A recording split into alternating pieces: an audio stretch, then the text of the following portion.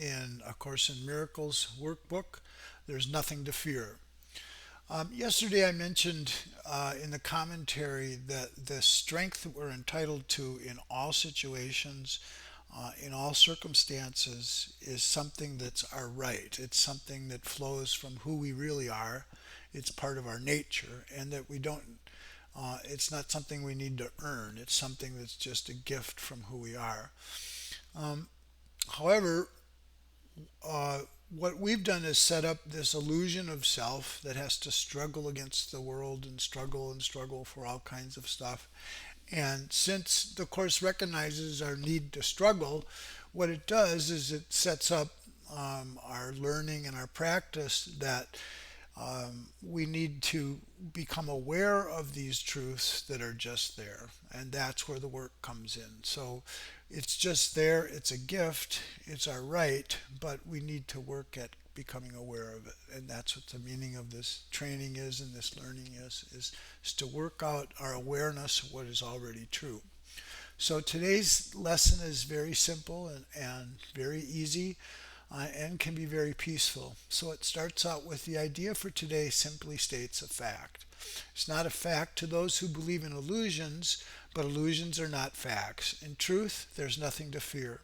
And it's very easy to recognize this, but it's very difficult to recognize for those who want illusions to be true. So that's what we're struggling against, is this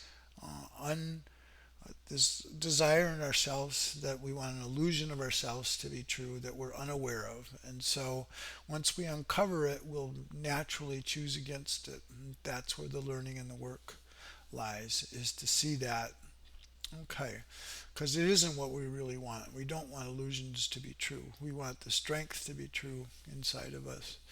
So today's practice periods will be very short, very simple, and very frequent. Merely repeat the idea as often as possible. You can use it with your eyes open at any time in any situation. It is strongly recommended, however, that you take a minute or so whenever possible to close your eyes and repeat the idea slowly to yourself several times. And so that's one leg of the practice. In fact, it's the only practice for the day, is just this frequent reminder, frequent repetition of the idea. And then it goes on to say, but it's particularly important to use the idea immediately should anything disturb your mind. Okay, so that's the other area of practice. The presence of fear is a sure sign that you're trusting in your own strength.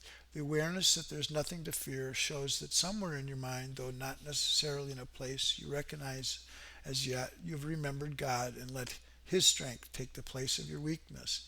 The instant you're willing to do this, there is indeed nothing to fear.